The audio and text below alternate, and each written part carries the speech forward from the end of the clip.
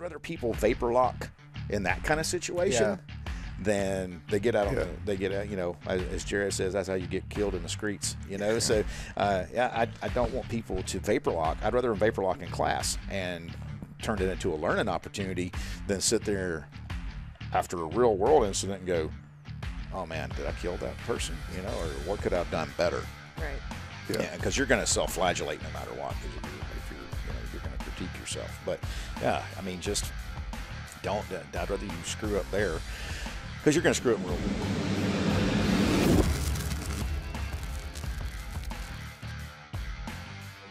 That's pretty smart. Dang. Yeah, I was thinking about making like a little gift basket, you know, like some shirts and all the swag. Some gummy bears or some. Or you'd be like Sean Ryan, where they give a cig for every guest or something. Is he giving out a gun now? All Or the he time? was like at one point. He's like, "Here's from my friends at Sig Sauer." Give him like a 365 or something. Holy crap! I was like, "Damn, That's a big move from the gummy bears. Yeah. Here's some gummy bears and scotch. Here's a gun, and we can do the transfer for you right here. That's awesome. Anyway, yeah. Are we recording? I already started recording, Oh, sweet. but Cool. we'll get into it a little bit. Let's talk about the episode 100 thing again, and then we'll roll into it. Okay, yeah. So you were the first, episode that we had way back in the day. No background, beige walls, GoPro camera, recording it on Chris's a GoPro, cell phone. my cell Exactly, phone, and a DSLR. Yeah, and so We had the microphone set up. We had that since we did basically have day mics. one. Yeah, that was the first thing that we did. That was right here. But we're only running 2 views today because we're packing up after this episode and headed to San Antonio for a QP match this weekend. And I took the dumbbells home. And you took the dumbbells home. So that's why need we're out to of work out a little bit. There's no weight for the little boom light here, whatever you call it, the big orb, the glowing orb in the sky. But yeah, we could have planned that better. Good thinking on the 100 episode. So anyways, welcome to episode 100 of the Big Tex Ordnance podcast, season 3, episode something or another, probably 7, I guess. I don't know. I'm doing the math. I don't do math in public. Anyways, much You less just on did. camera. So I already broke my rule 2 minutes in. But we have Kerry from Dark Angel Medical. Yeah. He was guest number 1, the very first episode we ever did, like we were talking about with the GoPros and cell phones and stuff. And now we're full circle back to episode 100. So you got a class this weekend over at BTO Range. Yeah, man. Sorry, I completely forgot. I'm Ike. We have Chris and Tara. There, now that's out of the way. Back to Kerry. A little bit off my game here today. It's all right, man. Y'all are That's busy. okay. Y'all are busy. But yeah, so we got the class this weekend. So Yeah. yes, thanks for coming in and glad to have you back on. I'm glad to be back here, man. Tara and I were back and forth for communication. I was like, all right, we got to get her working on our numbers, and she's like, all right on, we're working on it, and we were working on it, and so got the numbers we needed, and I was like, thank God, because people need to. I've always been a proponent of it, obviously, but people need to prioritize this stuff. Mm-hmm. I mean, They do. They really do. I mean, just even on the drive in, I was like, holy crap. I mean, the way people drive around here blindfolded or with their eyes closed, no turn signals, things like that. I'm wondering how many people actually carry a kit in their car. Yeah. Right. You know what I mean? And if they do they know how to use it? And that's the big thing. So I just want to get the word out. The more people I teach, the more people who could impact somebody else's life. I was just thinking about that when you texted me saying you're a little bit late. Traffic was bad. I was like, man, it's raining out. Dude. I was like, man, I said, stay safe. I was like, that sucked to have Kerry in a wreck, like. I almost got rear-ended. Yeah, I don't doubt the it. red lights, you know. Yeah. I'm like, hey, you might want to take your head out of your phone and slow down a little Dude, bit. that intersection right here, if we're trying to cross, I always give it about 5 or 10 seconds because people will fly through that I thing. look at it every time. Every time. And people, I know, like where I live in Colorado, there's some of the Place just like that. Yeah. That's fucked up. there's some of the red light running the sons of guns out there, and I'm like, I wait at least 3-4 seconds before you go. I don't care if somebody's back behind me honking. I'm not gonna go. But yeah, it's good to be back, man. It rained all. I drove from Mississippi yesterday, and it rained the entire time. I texted my wife this morning. I was like, "It's still raining. It's still raining." Yeah. It's supposed to be out of here to later on this afternoon. I know I was checking, San Antonio weather, which is a little bit drier than us typically anyway. But Yeah. we got 90s tomorrow and sun, so it won't. At least it'll be that dry. bad. Yeah. Right. Yeah. At least it's not triple digits, Yeah. Yeah, That's it'll be- true. It's fall almost. It's right? fall. It's sweater weather. Yeah. Now, Pikes Peak just got its first dusting of What? snow yesterday. Wow. Yeah. Barely into September. Yeah. It was wild. snowing in Montana a couple Yep. weeks ago. I saw on my Facebook feed. Yep. But yet you were talking about car accidents.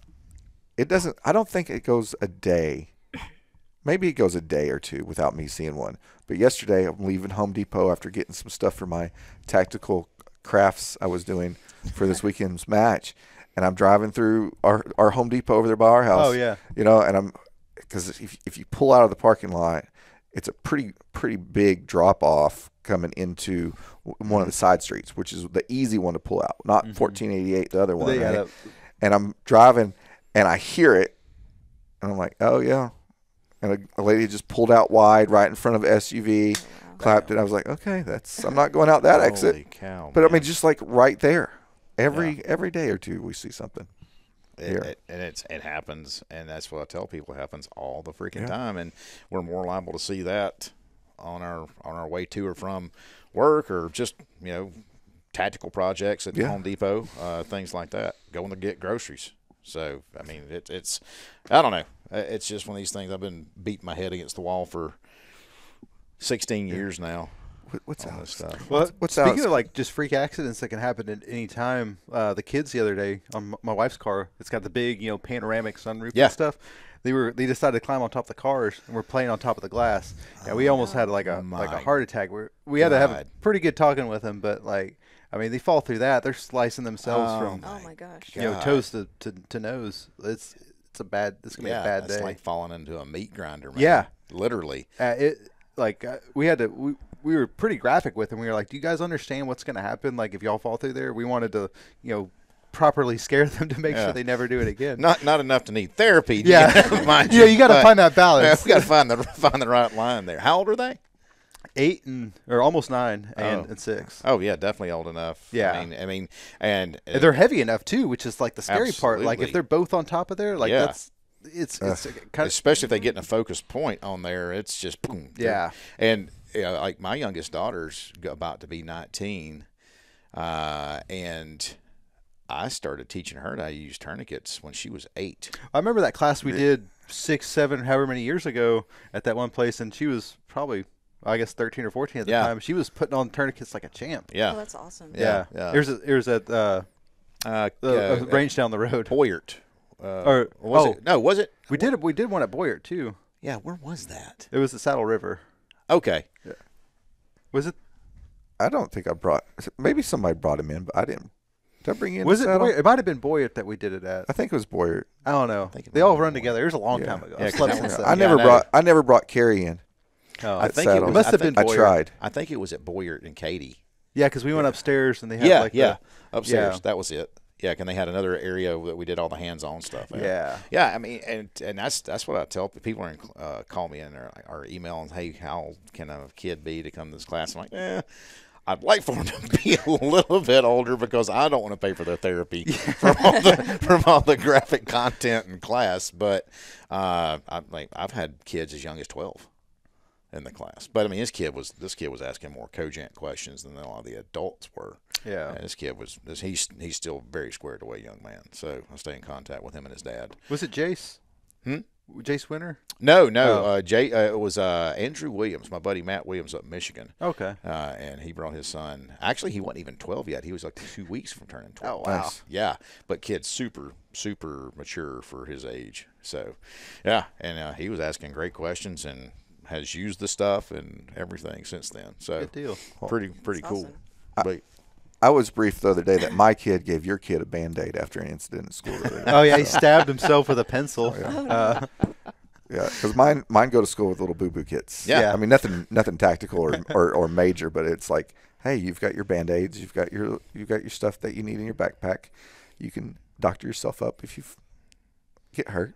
Yeah. See, we can't give them to the kids because the kids like to put Band-Aids all over themselves. Like they will get. they're they'll like just- stickers. They're like stickers, man. They Like, really they just are, cover man. themselves with Band-Aids. Just give them Everywhere. stickers. Well, Chelsea, she started U of H this semester, Oh, wow. and I think it was her second day at school. Someone I don't know if they got dizzy or something, but they passed out and they fell and they cut themselves. And we had to first aid kit that we sent her with, and everybody, she said she was sitting on the bench with her friend, and everybody like this, she was hurt. She was really hurt. She was bleeding, and she said everybody was just sitting there staring at this girl not doing anything. And she got up, she had her kit in her backpack, went over there and, you know, nursed her back to health, or I don't know exactly what she did, but, you know, got her all cleaned up and, you know, taken care of. So it's just, you know, I don't know. It's so important to have those things on you because Absolutely. Yeah. Even just even just the little ouch pouches that y'all sell, like we use those all the time. Man, It's I would- perfect for like the situations that y'all two just Absolutely. Throw them in, you know, go in the range or whatever, or throw it in your glove box or in, your European shoulder bag. Yeah, your man It's a purse, satchel. Your satchel. Indiana It's a Jones. satchel. Indiana Jones wears one. Yeah. well, it's crazy how much you actually use them. I remember this was, you know, quite a few years ago. I was going in to drop off something at UPS, and one of the employees had cut the tip of their finger off and had nothing to. You know, she was just sitting there bleeding, and I was just like, "Hold on, let me go grab my stuff," you know. Oh, Everyday life, man. I was in Chicago. Yeah, I think it was in Chicago, and this pilot ended up cutting the crap out of his finger, and he's like, "Anybody got a Band-Aid?" I was like, actually. I'm your Huckleberry. So I do have a Band-Aid, in fact. So is it still, does bleeding and bleeding out kill more people, or is it falls? Which one is it? Oh, man. Okay, so I always try to induce a little fear in class. And it's like, home is the most dangerous place in the world because like 130,000 people a year die at home. And that was like 2022 statistics. But like half of those were poisonings. Now there was obviously some like CO poison and stuff like that, but it was like ODs. Yeah. 'Cause, you know, fentanyl opiates kill over 110,000 people a year. Yeah, and so, but the other half, the other 65,000 deaths were related to falls and bleeding out and things like that. The Hartford consensus study that started the Stop the Bleed stuff back in 2016 say that roughly 70,000 people a year in the U.S. bleed out, and roughly half of those are what we can call compressible injuries, so that you can put a tourniquet on, you can throw a pressure bandage on, you can throw a hemostatic gauze in there, something like that. So I don't know. It's probably more falls that get people than at home, or you know, if you factor all the bleeding in, I don't know. But falls are. I mean, dude, if you got stairs, have you got stairs at your house? Yeah. Oh yeah. Have you ever missed the last freaking stair? Oh, yeah. Yeah. Holy smokes, dude. I did that. I did that at my house when I first moved out. We call it our little house on the prairie, and there were no freaking lights out there, and it's darker than Satan's butthole out there at night time. I mean, there's no. And if it's cloudy, Get ready. There's gonna be a lot of these, like just like the little Carryisms. Yes. carryisms. Dude, it was so dark, and I missed that last step, and it was like that old Bugs Bunny. That one's a Lulu, you know? And I freaking biffed it, man, on a concrete walk to my barn, and I was laying there. I heard this, come out of my butt. I was like, what the hell was that? Oh, it was me, and I was sitting there doing a function check, making sure nothing's broken, and I was like, man, that could have been bad. You miss one stair, and boom, you're done. Yeah. I've luckily at my house, if you miss the bottom stair, you got about 4 steps until you hit a wall. So that wall's going to stop you one way or another. So your head goes through the drywall. Yeah, into the pantry. Your head will break the fall. That's good.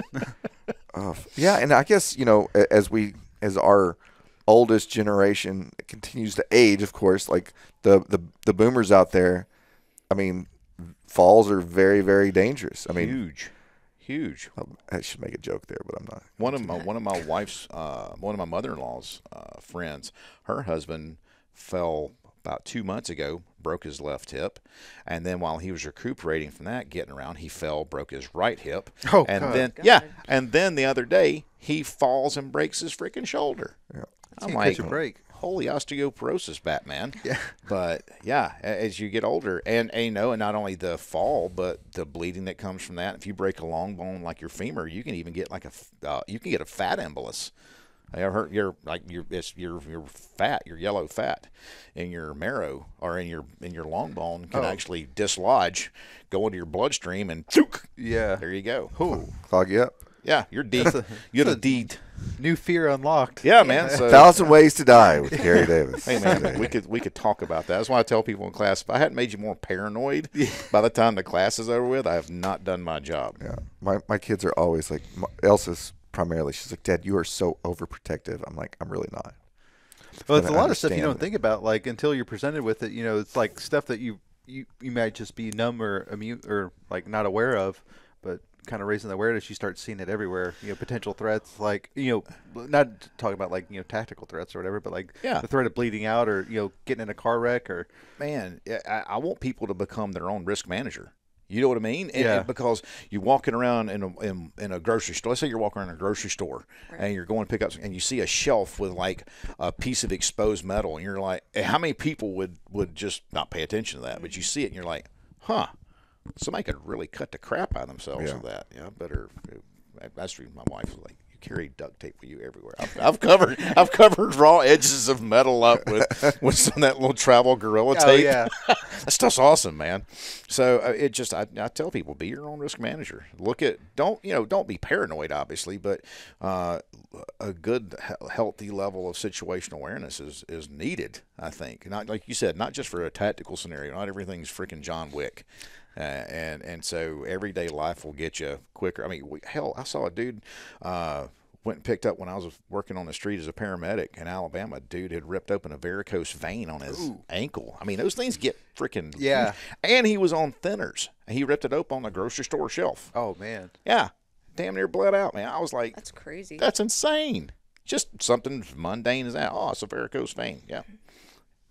All bleeding is bad. Yeah. You know, I mean, and so, yeah, it's these everyday little things that I tell people that will get you. So become your own risk manager. It's kind of a big deal. So that leads into a couple questions that I had prior to this. And this is one, and this is affecting everybody currently. You know, economy's down tremendously.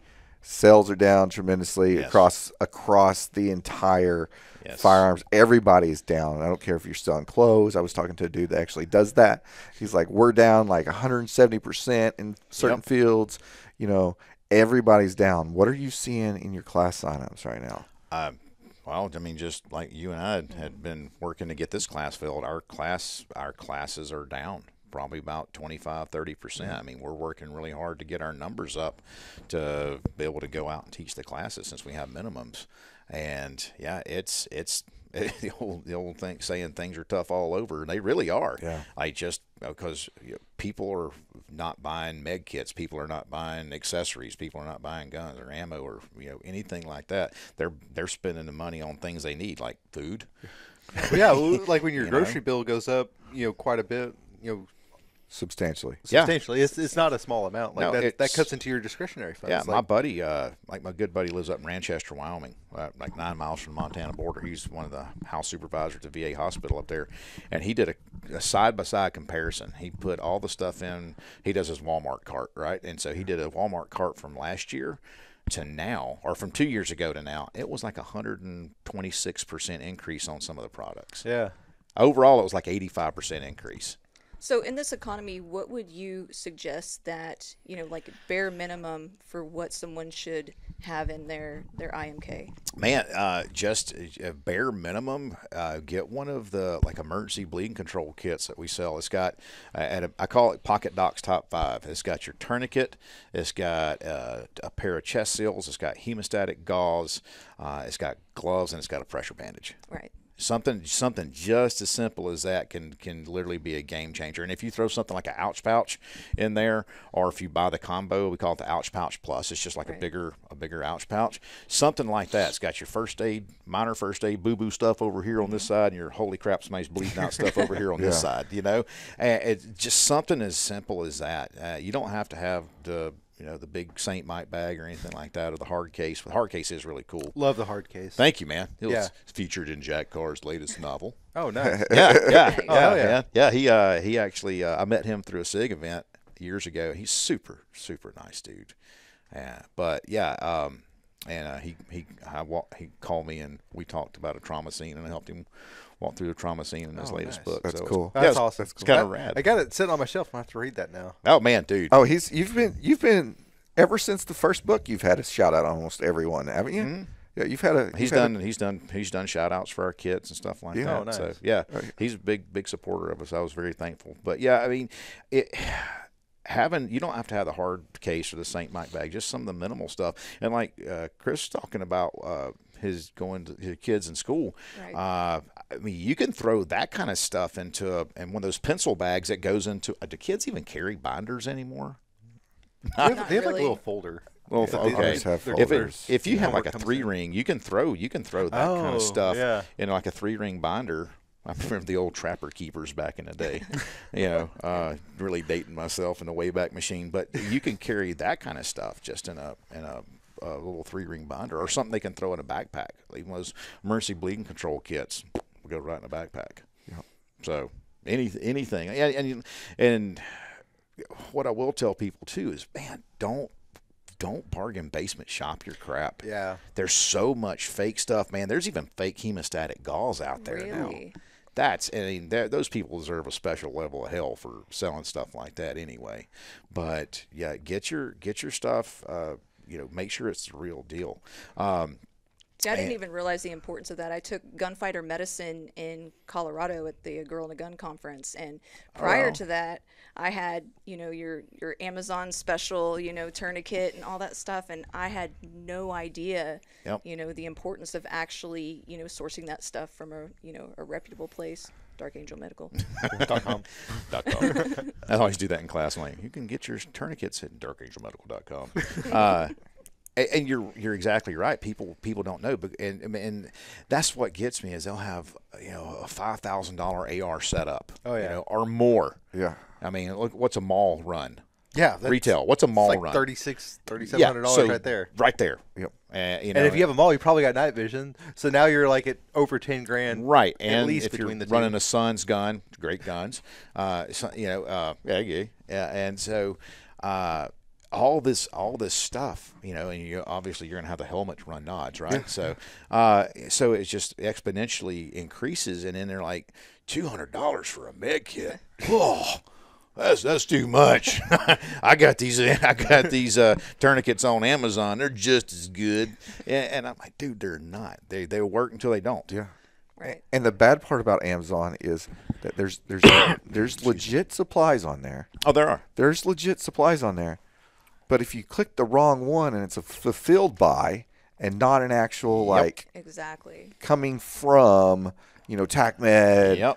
or Chinook Medical or something like that. Rescue Essentials, North Rescue, American, right? yeah. North American. Like if it's not fulfilled by them, and you haven't paid attention to that picture or when you click or Bingo. who you pick from the shipping, that one can get here tomorrow. Well, it's coming from this warehouse, and that warehouse might have 24 real tourniquets in the bin, but then they have 24 fake tourniquets in the same bin. Yep. Absolutely. The other man. thing too is like the returns. So like we've seen this a lot, a big fraud ring going around like on optics and stuff for flashlights. They'll buy a real one, take it out, put a fake one in the box, return that. Yeah. So they come in, oh yeah, it looks good. They can't tell the difference between Wow. an X300, a fake one and a real one, or a tourniquet or whatever. And they'll swap out fake ones for real ones, sell the real one on eBay or wherever. And then Amazon now has a fake one returned in the package, factory packaging, everything looks legit. Yep. You have no idea until you open it Wow. up. And you may never know. That's horrible. There's a major reason why you don't see us. While we could sell a lot of our stuff that we sell online at Amazon, we're allowed to by different dealers and stuff. That is the primary reason that we don't do it, is because of the fraud associated with returns. Same. We don't sell it for a number of reasons. Yeah. But biggest part is the fraud and the third party sourcing. Mm-hmm. And I've actually had people from Amazon distribution centers in Washington, Arizona, in my classes that have actually confirmed that. They're like, "Yep, that happens 100%, just what you just said." And I'm like, reason enough not to sell the stuff on there, because I don't want somebody thinking they're getting one of our products.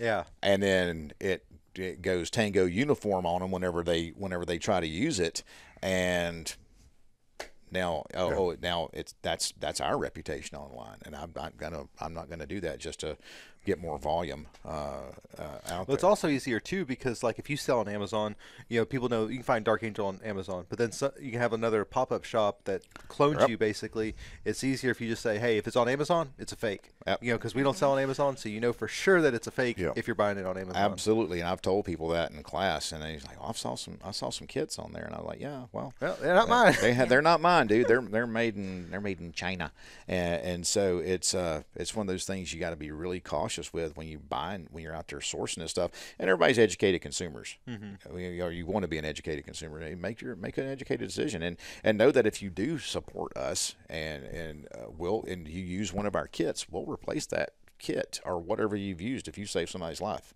That's the coolest thing. And since I don't know how many we had on the books that we know about as far as saves go, but now we're approaching the 200 mark. That's awesome. 197. Ain't that rad? That's awesome. And I love giving. I'm like, hey, I'll send you whatever, man. Here, I'll send it out. I don't mind replacing full kits, pieces of kits, things like that, because that's another birthday right there. So if y'all are watching this, go do dangerous stuff. You could be number 200. We'll throw a Big Tex T-shirt in on that for that number 200. We'll hook them up. I'll call the boys and say, hey, guess what? Number 200. You got my cell. Just shoot me a text and the address and the shirt size. Right Yeah, there. I mean, and one of our latest saves was a guy who was in one of my classes in Michigan and actually self-saved. Oh wow! He ended up he sliced his leg open with a box cutter, and I know, and it slipped, and boom. Oh yeah. Bingo, right there. And I was like, holy crap, man. Did you see the I don't know if it was Alaska or where it was, but the guy who shot himself while being attacked by a bear? Yes. Yes. Oh, man. Not only have I been attacked by a bear, but I shot myself. At least the bear's dead, and it didn't bring buddies. Did he survive, or is he? I believe Yeah, so. He didn't hit anything vital. You know, And neither did the bear. it was a Hollywood injury. Yeah. Yeah. It's just a shoulder injury. I see that in these movies. I'm Yeah. like, bro, that's your chest. This is your shoulder. This is your chest. It's just a through and through. That's bad. Yeah. I'll link the YouTube video of that guy, but it was either his father-in-law or his dad was there as well. Oh man, so his dad helped shoot the bear. Like he shot the bear. Like he got shot. Everybody got shot. What, did he shoot it with a 10 mil? Was it a 10 mil? I think so. Yeah. I mean, and that would hurt. Yeah, I don't want to get would shot hurt. by anything, but much less a 10 mil. It was good size. It was a good size bear. Yeah. It's a big bullet. It's got a lot of powder. Yep. It's probably going to be a longer barrel, so you got like Goes really fast. Yeah. Yeah. That's like because I got some of that Underwood ammo for my 10 mil. Yeah. And That's some hot stuff. Glock 40. Sorry, Sig. Glock 40 MOS and put a 7-inch KKM barrel in it. Dude, that 200 grain hard cast lead is cooking out at over 1,300 feet per second. That is cruising. I would not want to get hit with that at all. I don't get hit with a 22 short. Yeah. You know, paintballs suck. But, yeah, 10 mil, good Lord. Man. It'll stop a bear. It'll stop your leg. You know. And everything behind the leg and screw that dude over there, too, if he's in the way. Oh man. Yeah, I don't know. Maybe the dude was falling down when he was shooting. Maybe he was on his back, trying to get a, or just trying to get it out. Trying to get it out. Trying to get it out. I mean, being attacked by a bear. I mean, like when I'm backcountry. I imagine that would be kind of stressful. Oh, Yeah. a little bit. Yeah, because I carry one of those. What is it, Kenai chest rigs? It's a Kydex chest rig, really nice. But yeah, still, man. I mean, that thing's like the gun out of the Joker, or out of Batman. The Joker pull out. You know, that big 7-inch barrel on that thing. Got to pull it out here to get it drawn. Yeah, you got to fully extend. Yeah, to clear and my the- arms are only 18 inches long, you know, so happy you know it, clap your hands. Oh. So, can't even sing that. Yeah. So, I mean, so did that guy have, I didn't see a tourniquet. I watched just a little bit of the video, but they were getting I know the one part I was like they're getting the med kit out, they're wrapping up stuff. I don't know if he needed a tourniquet. Yeah. But I mean, he survived. He was in the bush and shot himself. And there was that one dude in Africa on like a safari, and this dude was like up in the tree, you know, John Rambo in it with a freaking spear. with the spears? Oh, Remember? man. And he ended up lacerating his femoral artery. I think he fell out of the tree and landed on his spear and literally stuck his finger in the hole to tamponade the artery. And this has been years ago, and people are like, "Hey, you need to contact this dude, get him to come to one of your classes or something." Oh, man. Send him a med kit. I was like, "Good Lord, man! Not only are you solo hunting out in like one of the most dangerous places in the world With a spear. you have no med kit." So yeah, and like to piggyback on what you were saying earlier, Tara, as far as like minimum stuff to get, and a lot of people don't have the money for the training either. And because training is expensive, and our classes aren't cheap, but we go to a pistol class, go to a rifle class. It's not cheap either, and you got to pay for the ammo on top of it. But what we've tried to do is we actually videoed and edited a 2-day class. Yeah, I saw that. It's $79. Yeah. So I'm actually going to miss the class this weekend. I intended on taking it, but I had some family stuff going on, so I'm not going to be able to go. But I'm going to take the online class and have Chelsea, my daughter, Absolutely. who's in school, she's going to take it too. So we're going to make it a whole Absolutely. little family thing, because I was just like, wow, that's really nice to have it. And you have it for, is it 30 or 60 days? It's 30 days. You get to have the complete course, and I did like modules in there with questions and things like that, just to base, because it's hard to base comprehension whenever you're doing any kind of online stuff. And if people don't have that to spend, there's we got a YouTube channel. There's a 30-minute video that we did last year during Stop the Bleed Month that talks about the tourniquet to limbs, path to junction, seal the box, things like that. It's simple stuff, man. So if you don't have $79, do the 30-minute free class. Yeah. It's free training, free. Because a family that meds together doesn't dead together. There you go. So it's That should be on a T-shirt. It should. I've been thinking about doing tap rack tourniquet. Because I call it your immediate action drills for people. But it's medical is a force multiplier. And the more people you can teach it, the more people who are going to be more gooder in a very bad situation. I think we talked about this last time, just like the efforts to stop the bleed, like how much that's done just for the general knowledge that the population has. Absolutely, and it's a good thing and a bad thing. It's a good thing in that they're getting the information out to the masses, but it's also a bad thing because I've seen still people teaching outdated information. And that kind of gives me a case of the red butt, and I'm like, God, stop. Vet your information. Make sure it's the most current stuff. I change our manual up every few months. Print shop hates it because I'm like, hey, more edits. But it's incumbent upon me to provide the most up to date, what we call in medical field the best practice information out there, because hell, man, that could be the difference between somebody living and somebody dying. Yeah, and correct me if I'm wrong there, though. Like the Stop the Bleed is a curriculum that they should be teaching directly out of that curriculum. Mm-hmm. Yeah. So if they're adding stuff that's incorrect, they're adding stuff that's sometimes people embellish stuff, a little bit. And they used to say that the course was a minimum 4 hours, and now some people are doing it in like 2 hours. I'm like, what are they leaving out? Yeah. I mean, I could do tourniquets, just tourniquets for 2 hours, easily. And that is it's kind of scary sometimes. So if you do at least a Stop the Bleed class, that's cool too. Some of them are even free. Like communities will put a free Stop the Bleed class on, but vet the instructor's background too, and make sure that they at least know what they're talking about and can explain it. That's the big thing is with adult learners. We want to know the rationale why I'm doing this, not just do this because I said so, but I want to know what's going on inside the body. What's going to happen after I do this, things like that. So vet your folks too. I'm not anything special, but I've been doing this my whole life, and I want to give people the best info out there. And so I have to make sure I stay up on top of everything too. Yeah. So speaking of that, how's the classes evolved over the years? Oh man, constantly changing. As far as the format remained kind of the same, the basic backbone of the class, outline of the class, but just the information has changed as we've gotten new information, new updated studies, things like that. It's really evolved, and I think what we have today is probably many. And I've had people have taken a class like 8 years apart, and they're like, "Man, this is like just one guy. His last class I taught in Bryan." He had taken a class 8 years ago in Navasota, and he was like, "This is like a whole new class."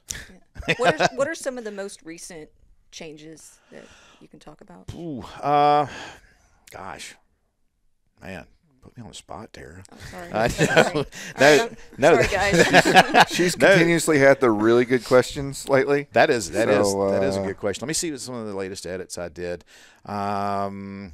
As far so TCCC came out with this thing on airway management. As far as just rolling somebody over in the recovery position, we would have their head down at an angle, but now they're even saying, hey, tilt their head, their chin slightly up, just something like that. Because if you tilt somebody's head slightly up like that, kind of.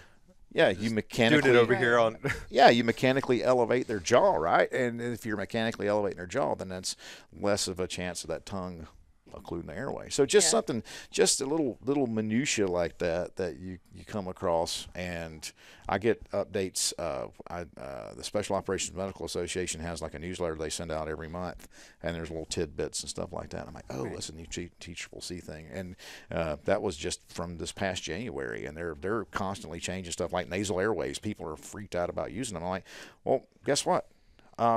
If you don't feel like using one, don't. Just roll them over in a recovery position. Don't sit there and worry about throwing a freaking nose hose up there, and especially if they got facial trauma. I mean, then goes up in the brain. That's bad. So typically frowned upon in a receiving facility. But yeah, I mean, I'm like, I tell people, don't stress over that stuff. Just if you can do the little stuff really well, then yeah, that's that. And so just as something as simple as rolling them over. Eye injuries. If you the old treatment was cover both eyes up, because your eyes move in unison, and if you've got something in this eye and you leave this eye over, unoccluded, then you're looking around and that thing's pencil just like that's just weird. It's just weird. And so they're like, oh, that increases intraocular damage. And I'm like, yeah, it's true. And then, but they came out with this thing saying, hey, dude, if it's a bad situation, like a overtly hostile situation, and somebody's got a piece of metal in their freaking eye, don't occlude this one. We're worried about, life over limb and eyesight in this situation. So he kind of needs to find his way out instead of, getting shot at, walking around, doing everything by braille. So, Then you introduce falls into the mix. and now we have a penetrating headache. Got brain trauma on top of it. Got falls on it. There goes the day. So yeah, it's so these little changes like that, and people may not notice it. They may notice it if they've taken the class previously. I mean, that one guy, that was a big compliment when he's like, "This is like a whole new class." I'm like, "Awesome." And he said, "Yeah, the structure is basically the same. The outline's kind of the same, but new information." Yeah. So we pride ourselves on that. Anything that you've seen, I'm going to say gear or gadget wise, like material wise, that you've changed or seen come out in the last few years, or as you've been doing this? I mean, you started with limited offerings, and then you've increased that. What are some of the cool things that you've seen lately that have come into the field? Some of the newer tourniquets have some promise. I like some of them not so much, but because I still go with the Softy and the Cat, because that's like the OGs of the tourniquet world. Proven. Mm-hmm. Yeah, they're proven. They got the most data. They got the most field data on them, studies, things like that. There's something that has been coming out. They've been doing studies on. They've been using an animal in veterinary medicine for years, but I'm anxious to see what it does. They've done some studies on it here recently, and I think the FDA's recently approved it. The original stuff was called vet gel. Have y'all heard of that? Mm-hmm. Okay, so think of that insulation that you out of a nozzle and it expands. So it's kind of like that, but for bleeds. Oh, that's neat. Rad. That's like some sci-fi stuff, bro. Like, here's your what's the in like one of the video games. It's like here's your med pack. Do you have your med pack and and just caulks it up. So it's called vet gel. I can't remember the name of it because one of my buddies sent it to me the other day. He's like, "Have you seen this?" I say, "Yeah, I do remember seeing that they were doing some people studies on it a few years ago." So I guess the FDA, long arduous process with those guys to get it approved. So yeah, it just got approved for human use or human trials. So I'm like, that's cool. That's really really cool. So I mean, that's some sci-fi, like Yeah. Buck Rogers, Star Wars stuff. Yeah. Yeah, that's pretty awesome because I know just I've never actually packed a real wound, but going through like the trainings and stuff where you're sitting there trying to pack and pack, like Yeah, that gets tiring. It's a lot. That's a pain in the butt, man. You'd be surprised how much gauze you can. Well, I mean, you wouldn't, but you can fit a lot of gauze in those. People are really blown away by like that's only 1.5 inches deep, and I literally got 12 feet of gauze in here. I'm like, Yeah, that was an eye opener for me taking the class. I was like, you're like, we're gonna fit this whole gauze into this wound. I'm like, no, there's no way. Yeah. And sure enough, you're just just like sit there and packing pack away, it. and I'm like, Yeah. holy cow. well, it's like somebody who's had sinus surgery, it's like, and they pull out this nasal packing, and it's like the old magician scarf thing. It just keeps. They're like, where did you put that? It's way up in there. But yeah, this new vet gel stuff, whatever it is for people. I'm really looking forward to that because it's probably going to be an advanced practice thing like the X-Stat, the compressed gauze discs. Have y'all seen those? Oh. That's been around for the wet trials were done like in 2012 or earlier. Oh, wow. But yeah, it's like a 30 millimeter tube with like, I can't remember how many of these compressed gauze discs done it. And they had some with hemostatic and without, but they performed equally as well just because the sheer amount of pressure that it puts on the bleed, and they would like jam it into this big wound and put like 2 or 3 of them. And it's just as soon as the little gauze disc hit the freaking bleed, it's like those old dinosaurs in the capsules, that you put in hot water, and they expand, and that's and so boom, boom, and they would just expand super rapidly and put so much compression that it couldn't bleed. Oh, wow. Oh yeah, but they're like $500-$600, and it can only be used by like paramedics and doctors and things like that. But they got a smaller one now as well, or they did then, but they still do.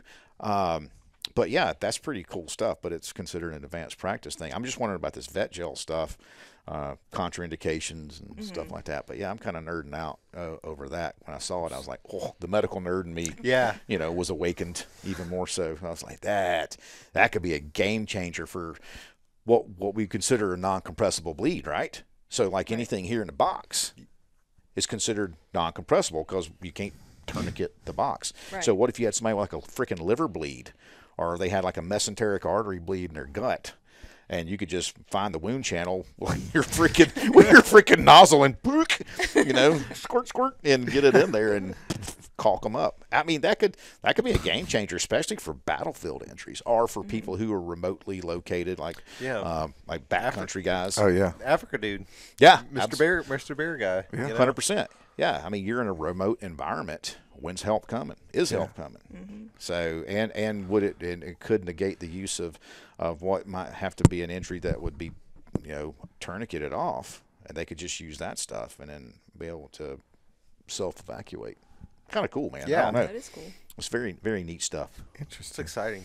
Yeah, I mean, there's new technological advances in this all the time, and it's kind of, I'm like, man, I'm just waiting for them to carry your stem cell kit and grow your 3D print your own heart or something like that. Yeah, the back to tanks from Star Wars. They just drop them. Yeah, drop them in the little tank and regrow your shit. Yeah. I mean, what was that? Rebel Moon. They had the dude. I didn't watch that. They had the dude in like the tank. He had all this stuff plugged into him, and he's like regrowing everything that got lopped off or shot off. Yeah. Was it not District 9, the one where they take Elysium, the little space station, right? They blow the guy up with the grenade, and they like grow his whole body back from like a piece of his face. That'd be pretty rad. That's pretty cool. They 3D print the dude. Basically, I don't think we're too far off of some of that We're stuff. 3D printing meat. Like they're 3D printing steaks over there. So like, Blech. God. have y'all seen that? No. I have haven't seen that. Yeah. I have seen that. It's like yeah. this. Like it doesn't look great. They can keep their bugs and their 3D printed meat. I'll just eat mine straight off the cow. Yeah. I saw the one this morning or yesterday where they've approved for surgical use, like remote robot, and they were showing. Did you see that on Facebook? They were showing the robot making an incision in a kernel of corn, like making an incision and then stitching that incision back up all on its own. Holy They were crap. little. I mean, of course, the robot hands are like this big, right? How big's this robot? I mean, like the hands weren't very big. Is so it like a nanobot? I mean, Close to it. That's I what mean, I'm thinking. I'm like, that's man, what I'm thinking. we're about to have robots in our veins. Yeah, have your little nanites. They were talking. They were showing it. Just it made the incision in a piece of fresh corn, and then went in and sewed it back up. That's crazy. It's wild. So I mean, yeah. What could we see in the Your next? med kit's going to be replaced by like a little pouch of Little robots. robots. Here's throw a bunch of nanites at Alexa, somebody. stitch me up. Exactly. They find the bleed, stitch you up, or Oh, you know, man. your med kit's a freaking capsule with like 500 nanites in there, and they go in there and find the bleed. Yeah, They can do it. So if you're watching this in 2030, Yeah. Let us know what we have. let No us know flying how cars. accurate we are. Yeah, flying cars. Well, I'm not even. I've got my. Yeah, come out to Colorado. Everybody's flying in their car. Anyway. So what? So you tell us a little bit more about your online class, because that's a new offering. Yeah, man. That's one thing Cannon and I talked about, and he had the idea to do it, and so we went down to Scottsdale, Arizona, filmed the class. He came down and filmed it, and he worked on it to make sure it was good, make sure everything was edited correctly, and found the right platform for it for online learning, and it's not 16 hours, because obviously you can't do the hands-on, but we encourage people, hey, buy a training bundle, get you a training tourniquet, get the wound packing piece, because this is your dry fire for doing this, right? This is just your dry fire. You got to get those reps in to become proficient with it. And so every chapter is your module. After every chapter that we do, we have the questions in there for comprehension-based questions, and if you flub it, if you don't get 80%, you're not. It's not going to. Oh, sorry, you can't complete the rest of the course. Just go back and answer the questions. Yeah, and we just want to make sure people understand this stuff, Right. so they have some good comprehension of the material, and that's another thing. People think it's, oh my God, this is such hard material. It's really not. It's just, I think the way you present it, Well, you can overcomplicate or things. I was gonna say, that was one of the questions that I had for you, was how, because you don't have to have any kind of medical background at all to take this class. Nope. And you also give this same course to like law enforcement, et cetera. Like, how do you, in a class, we'll just say, in a class of varying, proficiency levels with medical, how do you make sure everybody gets everything out of or something out of the class? I'll say that again.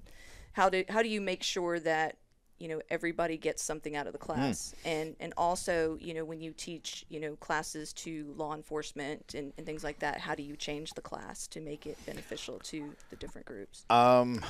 Short answer, I really don't change the class. Okay. That That answers my question. Yeah, I teach lowest common denominator in medicine. I don't care if you're a cardiothoracic surgeon that is in my class. You're going to get the same exact class that you, Tara, do you have any medical background other than Just a couple classes. Yeah, a couple classes. Joe, construction worker, he's going to get the same exact class that Dr. Bob would. And that's another misconception too, is that unless you've got some kind of pre-hospital experience, you typically don't have any exposure to tourniquet use or anything like that.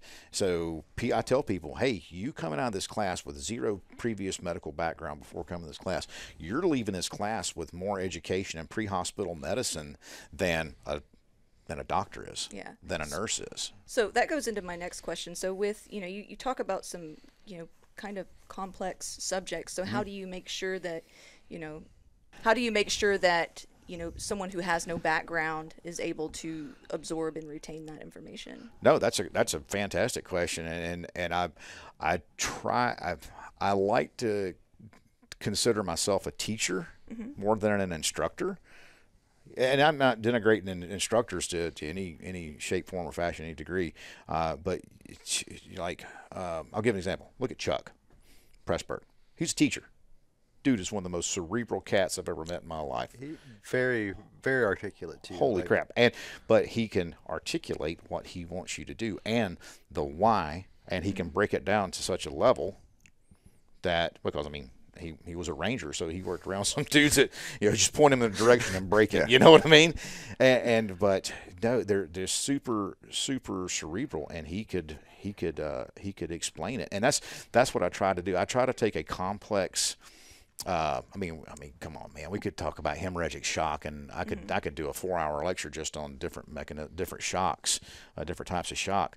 And nobody gives a fat rat's ass about the Krebs cycle. What is the Krebs cycle? Who cares? Yeah. Are you a biologist? Do you need to know this kind of stuff? No. All you need to know is that if you lose blood, that certain things happen inside the body. One of them being your body switches to I call it a nasty backup generator. That's where we burn fat for fuel, and that creates lactic acid buildup, which leads to clotting problems. I don't sit there and call it, you have hyperthermia and acidosis and coagulopathy, or hypothermia. I don't sit there and talk all these $20 words. And that's another thing too, is if you can put it in relative terms to people, then they're a lot more appreciative. I'm not condescending. I've never condescended anybody. I've talked to people, not at people, and I think that's where people come out of the class are like, holy crap, I actually understood that. Yeah. And a lot of it was honestly teaching this class, and I was like, how can I explain this? This is when Lily was my youngest, when she was like 8.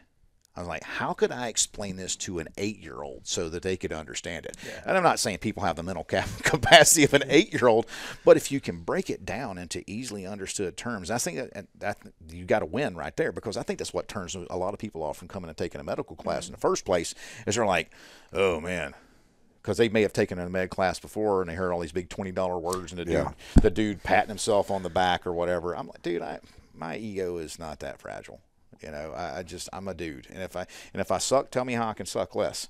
That's how I can improve the course. But I try to break it down to where people can understand this stuff, and I use a lot of analogies. Because I like analogies. I love analogies, because I think if you can use an analogy, like I remember trying to explain carbon monoxide poisoning. And I was like, how the hell can I explain that? And I was like, okay, so you got your blood vessels are your railroad tracks, and your red blood cell are these big red boxcars, and carbon monoxide is like this dirty hobo, right? and the dirty hobo gets in the boxcars and he kicks all the clean hobos off. That's your oxygen. And then all the dirty hobos are stuffed in this car, and they won't let anybody else in. It's called a soup kitchen, by the way. And so, so I'm sitting there doing dirty hobos and clean hobos and trying to explain carbon monoxide, but it works. Yeah. And it's in a manner you can understand it. So, yeah. And then you'll remember that because, Absolutely. Now I'm thinking about hobos. Now you're thinking about hobos. Not in a weird way, I hope. but there's the soup kitchen. Yep. But, yeah, that's why I try to do that, because, one, it makes it so enjoyable. And I love teaching this stuff. And I think if people pay attention, they'll see that I enjoy teaching it, because I believe if you're passionate about something, passion's contagious, and people will pick up on that passion. They're going to like, oh, so what's this nerd going to say next? Yeah. And they'll get interested in it too. And I am a nerd, and I love being a nerd. But I want people to get excited about this stuff, because this is real stuff, man. People can live or die. So, kind of a big deal. Kind of a big deal. A little bit. Usually. Maybe. Yeah, that's one thing I really enjoyed about one of the classes that when I was on the trail. One of the classes I would always sit in, just because it was a good class to stay in, was the TCCC stuff that they were teaching the trainees. Yeah. And all the medics that they would have come in, and those instructors that we had at Leonard Wood were fantastic at it. And you talk about lowest common denominator. That's 212 lowest common denominator sitting there in the classroom, or 60, or however we broke it down into the classrooms. But they could relate that stuff to those trainees in a way that they would understand, where, okay, you don't understand that whole Krebs or whatever you said was, but okay, you gotta do this, you gotta keep them warm, this is why you're going to do it. Don't explain it in detail on why, but just make sure this is why. Yeah. Right. Yeah. And I didn't know you were at Fort Lost in the Woods. Oh yeah, for 3 years. Wow. That's pretty cool. I got a buddy that lives up in Springfield. Really good buddy of mine. So, yeah, and that's just it. If you can break it down to people caveman style without being condescending and get them interested in it, throw a little bit of levity in there, because, God, man, medical, can be like eating a freaking sawdust cracker. You know what I mean? You're just sitting there going, and with no water chaser at all. You're just like, oh, this is great. You know, this is horrible. And it's just, you got to keep people interested in it. Otherwise, your audience they're checked out. They're mentally checked out. If you don't throw some humor in there, listen for the next stupid thing that comes out of my mouth, you know, my colloquialisms. But that's what you really have to do. It's really great. It's like, it breaks up the class, and it helps you retain the info too, because you got like a funny way to think about it, you know, and associate it with that. So because it's 16 hours. Yeah. Right? Your class, 2 8-hour days. How much of that is hands-on, would you think? Honestly, like the last 2.5, 3 hours. Okay. And people are like, well, it's not a whole lot of hands-on. Well, bro, you got to know how to do this stuff and why you're doing it. And that's one of the biggest complaints I've had in critiques. And I'm like, look, man, I know y'all might be thinking, hey, I'm going to write on this critique. Well, I need more hands-on. Well, that's cool. I'd love to give you more hands-on. But you got to know what you're doing instead of going through rote motions or just nonsensical motions just to put hands on somebody. Otherwise, you're over there, you know, octopusing all over somebody, and it's non-purposeful movement, and it's wasted movement. And so, yes, 16 hours. You do get a lot of reps on tourniquet use when you come through the class, and that's one of the first things I talk about. And you get very, very drilled with a tourniquet, and so you're very proficient with that the next day when we do hands-on. You'll come into a class with absolutely no medical background, whatever, and the next day you're doing hands-on assessment with your partner and doing a rapid trauma assessment on them and fixing an injury or two. So I'm not going to overload people and give them like a freaking mega code and make them crap their pants, you know, because they're going to be forget. I tell them, I said, you're going to forget stuff. You got a cheat sheet. I give them these little brown cards in class, a TACMed tip card that I made up. I'm like, this is your whole assessment right here, man. This is the test. Yeah, and you're literally going to forget stuff with the material right in front of you because you're going to stress your own self out. But I'd rather people vapor lock in that kind of situation. Then they get out on they get out, you know, as Jared says, that's how you get killed in the streets, you know. So I don't want people to vapor lock. I'd rather them vapor lock in class and turn it into a learning opportunity than sit there after a real world incident and go, oh man, did I kill that person, you know, or what could I have done better? Right. Yeah, because you're going to self-flagellate no matter what, because if you're you know, you're going to critique yourself. But yeah, I mean, just don't. I'd rather you screw up there. Because you're going to screw up in the real world. But like I always tell people, I'd rather you be doing something. Maybe not do it all the way. You might not do it all the way right. That's fine. We're human beings. We're not infallible. But I'd rather you be doing something than nothing. Yeah. At the end of the day, because I tell people 16 hours, right? 16 hours. Like, God, that's a long time. Yeah. You know how long regret lasts? Yeah. You know? Right. Rest of your freaking days. And so 16 hours is a minimal investment. I call it cheap life insurance, man. Just like that med kit. If you stage med kits, how many fire extinguishers do you have in your house? I'm going to throw this out here. I got one. You got one. Does everybody know where that fire extinguisher is? Yes. Cool. Throw a trauma kit beside it. Every fire extinguisher you got in your house, throw a fire extinguisher, or throw a med kit beside it. And that's just something I think people are like, never really thought about that. I'm like, well, if everybody knows where your fire extinguisher is, when do you pull that pin? Right. Yeah, you pull that pin when something's about to burn. You know, so somebody's potentially going to die. So now you know your med kit is co-located with that. You got one spot or less spots to remember. Yeah, Right. You know. Yeah. A few weeks ago, I think the first time I've ever called in sick here. Because if I'm sick, I just work from home. You know, right? But, like I was not getting out of bed. And my mother-in-law asked my wife, she's like, if the girls are home with him, like, do they know how to call 911 or what to do in an emergency? And so I asked Elsa, and Elsa's like, yeah, I called 911. And I asked Charlie, and she's like, call Dr. Gerwitz, who is our chiro, right? Like, so, but anytime we're sick, we're like, load up, we're gonna go see Dr. Gerwitz. Let's go get adjusted. She's like, well, call Dr. Gerwitz. I was like, not a bad answer, but not the right one. Yeah, not if I'm bleeding out. Dr. Gerwitz may not be able to do a spinal manipulation. Yeah, to stop that. She's not going to help me out. But thank you for doing it, for being a proponent of chiropractic for your kids too, because I've been seeing a chiropractor for years. Both my brothers are actually chiropractors. Oh, that's awesome. Yeah, they both went to Palmer College up in Davenport, Iowa. That's graduated fantastic. at the same time. Graduated the same year. So. Oh, wow. Charlie's literally seen Dr. G since before she was born. like literally Yeah. seen her since she was before she was born. Wow. And so like there's a little video of Charlie when she was like 2 talking about, if she feels bad, who do you call? And she's like, we go see Dr. Gowitz, Yeah. No, that's and so awesome. it's continued on. That's awesome. Yeah. Yeah, that's a great. I'm a big alternative medicine, holistic medicine kind of dude. Fantastic. So, yeah. What you got coming up besides the class tomorrow, which is actually now 6 weeks in the past? If you listen to this episode, it is not tomorrow. I'm so confused right now. No, man, we've got a full schedule for the rest of the year. Got some. I've been doing some corporate trainings with different like chemical plants, things like that, increasing their readiness, their emergency response teams. I've got 2 more of those. Those are in December down in Corpus at a place in Corpus, Ingleside, actually. And then the rest of the year we're going to be doing.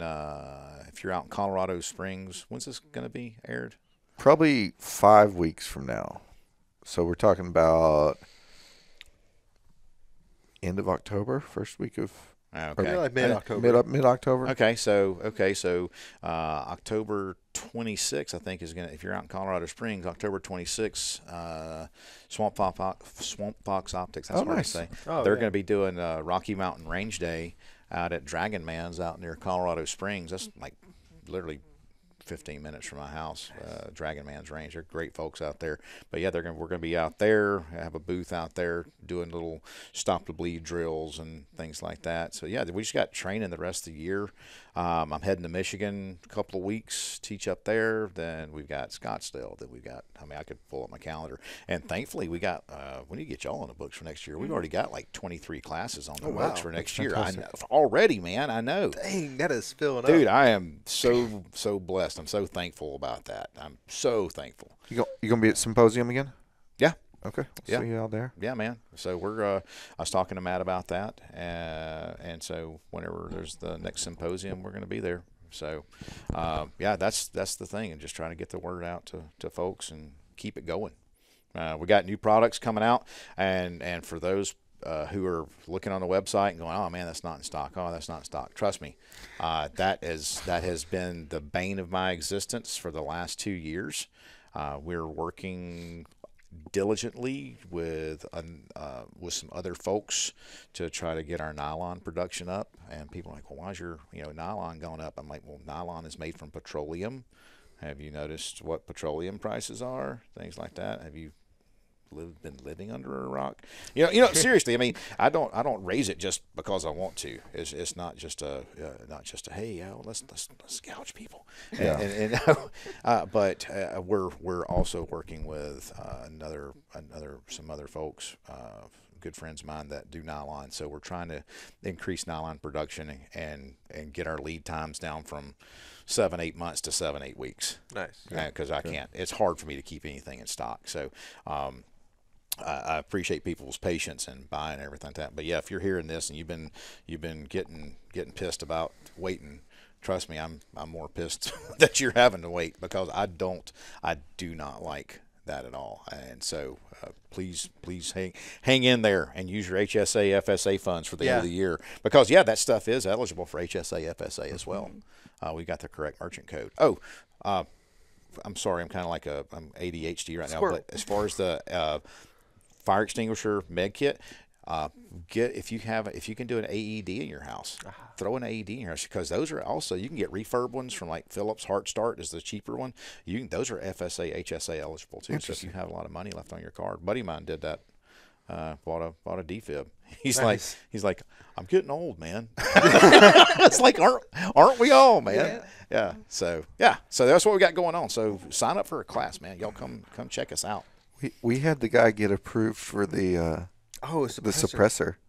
His doctor wrote him a letter for hearing protection. Yeah. No, but he went full out. So he went. Dude, this is next level stuff. Like, he went to like a hearing doctor or whatever. I forget what the correct audiologist. Yeah, that. But he has like a letter and stuff. He went. Like, he did a study on like how much it would reduce the decibels and everything. Like, he's got like piles of documentation for it.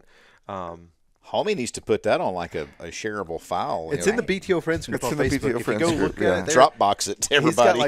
He's got a whole write up on it, and he's got like comments because people were like, "Well, what about this?" And he's like, "Boom, got an answer." Well, what about this? Boom, got an answer. He's got like people were bringing up like legitimate like they're gonna get you, and he has like an answer for everything. And they actually, his FSA, HSA actually approved it. Yeah.